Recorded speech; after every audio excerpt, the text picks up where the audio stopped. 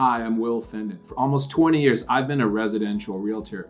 If you're thinking about selling your home now or early in the new year, it's important to understand that nearly 1 out of every 4 home sales fail after the buyer and seller reach mutual agreement. In this video, I'm going to walk you through the 5 most common reasons buyers terminate sales and what you can do to avoid it. Let's go. Okay, here's an example of something that happens all the time. A buyer and seller agree on the price and terms of a home sale. The buyer has a professional home inspection done and cancels the sale within 48 hours. What can you do to avoid that? Have a pre-listing professional home inspection done before you put the home on the market, make smart repairs, price the home correctly, and get the home sold within 30 to 45 days. Most sale fails aren't bad luck, they're preventable.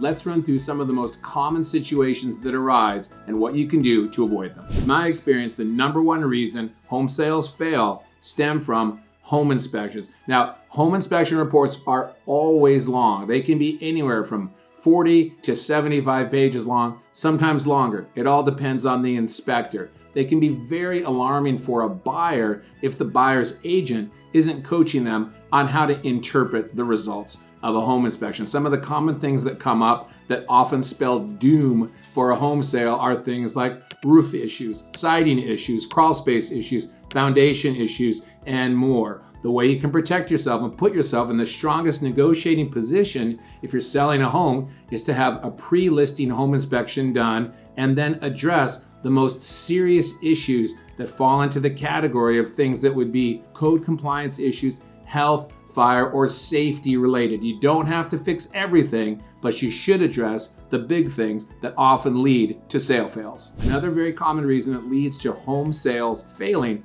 has to do with financing issues. Pre-approved buyers' financing often falls through due to new debt, new credit issues, or underwriter red flags. A proactive listing agent who's working on your behalf can help you avoid that by engaging with the buyer's lender to make sure that the buyer has a strong pre-approval letter, verified assets, and that all the timelines for the critical deadlines are met along the way. Remember, there's a huge difference between a buyer who's just been pre-approved versus a buyer who's actually been qualified for a loan up front. That's the kind of buyer you want. Another common issue also related to financing that can lead to sale fails has to do with appraisal issues.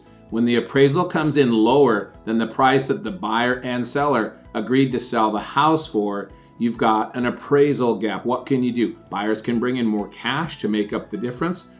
Often they won't do that. Sellers can lower the price. Sellers typically are resistant to do that as well. So something has to be negotiated, or the buyer can terminate the sale and walk away and keep their earnest money deposit in full, no questions asked. How to avoid it? Price the home correctly from the start, and you're unlikely to have an appraisal issue. In this market, sales also fail when buyers get cold feet. Sometimes buyers just fall victim to good old-fashioned buyer's remorse. They have second thoughts, or maybe they even see another home that suddenly looks more appealing to them than the one they just made an offer on. The way to avoid that is for the listing agent to maintain communication with all parties throughout the process. It requires proactive communication to make sure everybody's on the same page, all the important milestones and deadlines for contingencies are being met, and you're doing everything you can to keep the sale moving forward. Another thing that can lead to a sale fail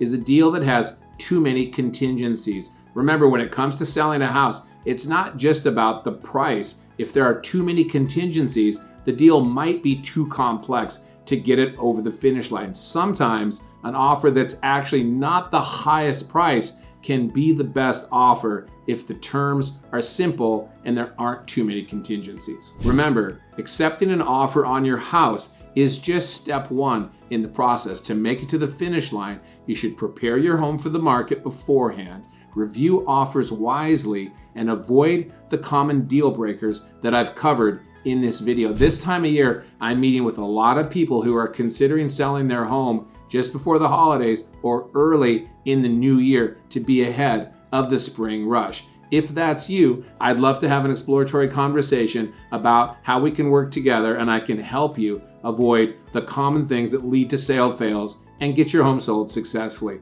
I'm easy to find. Please feel free to contact me at any of my contact information below.